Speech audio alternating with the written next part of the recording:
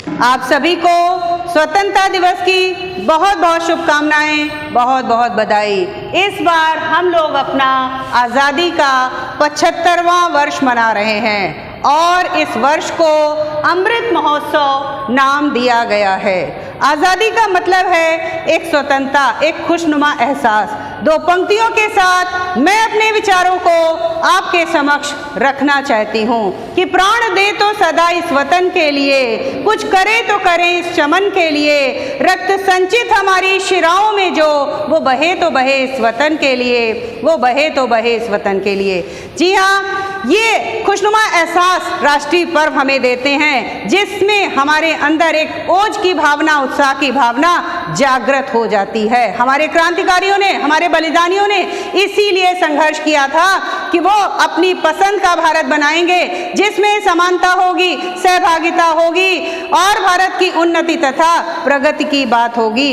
हम आपसे पूछना चाहते हैं कि यदि एक दिन आपको किसी कार्य के लिए पाबंदी कर दी जाती है कि आज तुमको ये कार्य नहीं करना है या तुमको बाहर नहीं जाना है, तो उस समय आपको कैसा एहसास होता है? ऐसा लगता है कि आपके ऊपर कोई दास्ता है। इसी प्रकार की दास्ता के बंधनों को हमने सहा है और उसी से हमें जब आज़ादी मिली वही स्वतंत्रता हुई। और इसके लिए जो भी आंदोलन चलाए गए वे सारे आंदोलन प्रभावी रहे, चाहे वो भारत छोड़ो आंदोलन हो, नमक सत्याग्रह हो, दांडी मार्च यात्रा हो या साइमन कमीशन का विरोध हो। इन सभी आंदोलनों को प्रभावी बनाने वाले हमारे देश के ही लोग थे, हमारे देश के क्रांतिकारी थे।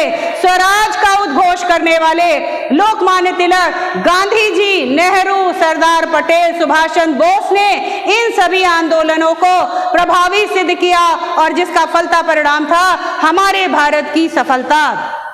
हम कहना चाहेंगे कि हिम्मतें जब काम करती हैं तो मुश्किलें भी झुककर सलाम करती हैं। हिम्मतें जब काम करती हैं तो मुश्किलें भी झुककर सलाम करती हैं। मन के तूफान को जो पार कर गया, समझो वो इस सारे संसार को, जितनी भी मुश्किलें हैं उनको पार कर गया। कहने का तात्पर्य कि अगर आप मन में हिम्मत रखते हैं, किसी भी कार्य को करने के लिए हौसला रखते हैं, तो निश्चित रूप से आपको सफलता मिलेगी।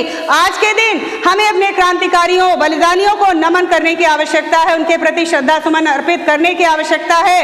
यदि काकोरी में चंद्रशेखर आजाद और राम प्रसाद बिस्मिल, अशफाक उल्लाह, राजेंद्र लाहिड़ी के नेतृत्व में जो धन की लूट हुई थी, ब्रिटिश सरकार के खजाने को जो लूटा गया था, यदि उसको हमने धन को ना प्राप्त किया होता तो हथियार खरीदने में हम कहीं न कहीं पीछे रह जाते और हमारी शक्ति कमजोर बनी रहती। वास्तव में अगर हम चर्चा करें तो ब्रिटिश सरकार को दहशत में डालने वाले, ब्रिटिश सरकार को भयभीत करने वाले यही क्रांतिकारी थे जिनकी वजह से भारत से अंग्रेजों को जाना पड़ा और भारत के प्रति उनका जो व्यापार का उद्देश्य था वो भी सब धराशायी रह गया।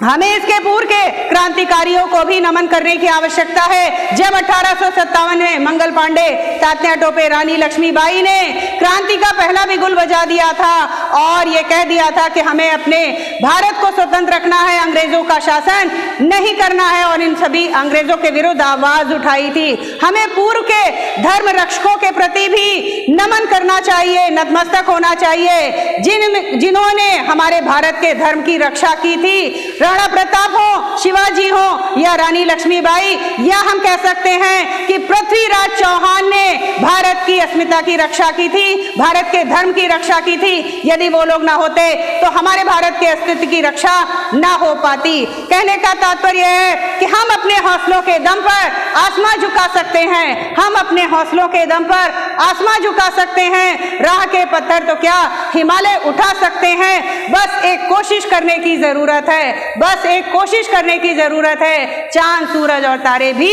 जमीन पर ला सकते हैं, जमीन पर ला सकते हैं। नींव की ईंट कितनी मजबूत होती है, उसी पर इमारत की स्थिरता टिकी रहती है। हमें नींव की ईंट की ओर ध्यान देना होगा, लेकिन साथ में इस कोई भी कार्य अगर हो रहा है तो उसके प्रति कितने कार्यकर्ताओं की भूमिका होती है, इसको भी ध्यान रखना होता है। इमारत कितनी शानदार है, लोग उसकी प्रशंसा करते हैं, लेकिन इमारत में छुपी हुई नींव की ईंट की भी चर्चा होनी चाहिए। उसी प्रकार से मैं ये भी कहना चाहूंगी, किसी भी कार्य का करने वाला मार्गदर्शक होता है, किसी भी संस्था का प्रमुख अग्रणी होता है, मार्गदर्शक होता है, लेकिन उसके साथ कार्य करने वाले कार्यकर्ताओं की भूमिका महत्वपूर्ण होती है। हमें ऐसे कार्यकर्ताओं की भूमिका को नजरअंदाज नहीं करना चाहिए। अर्थात कहने का तात्पर्य है कि क्रांति की ज्वाला में जिन लोगों ने मशाल लेकर अपने कदमों को आगे बढ़ाया, लेकिन उनके साथ चलने वाले बहुत से ऐसे लोग थे जिन्होंने क्रांति की ज्वाला में अपने को आहुति दे दी, अपने आप को आहूत कर दिया। अब बहुत अधिक ना कहते हुए मैं यही कहना चाहूंगी कि आज आवश्यकता है कि भारत रूपी मंदिर को हम सजाएं, संवारें, उसका श्रृंगार करें, उसको उन्नति के शिखर पर ले जाएं। चलो आज एक ऐसा सूर्य उगाएं जो अंबर से भी ऊंचा हो। चलो आज एक ऐसा सूर्य उगाएं जो अंबर से भी ऊंचा हो। चलो आज एक ऐसा भारत बनाएं जो विश्व में सबसे ऊंचा हो, विश्व में सबसे ऊंचा हो। आज आवश्यकता है भारत के प्रति अपने कर्तव्यों का निर्वाह करने की, देश प्रेम की भावना प्रकट करने की। ये भावना एक दिन के लिए नहीं, हर दिन हमारे हृदय में विराजमान होनी चाहिए। यदि हम चाहते हैं कि हम उन्नति के मार्ग पे चलते रहें तो निरर्थक बातों की ओर हमें ध्यान नहीं देना होगा, अपने लक्ष्य की ओर ध्यान देना होगा। चंद पंक्तियों के साथ मैं अपनी बात को समाप्त करना चाहूंगी कि मीलों हम आ गए, मीलों अभी जाना है। मीलों हम आ गए, मीलों अभी जाना है। कुछ सपने सच कर दिखाए, कुछ सपनों को सच कर दिखाना है, कुछ सपनों को सच कर दिखाना है। जय हिंद, जय भारत।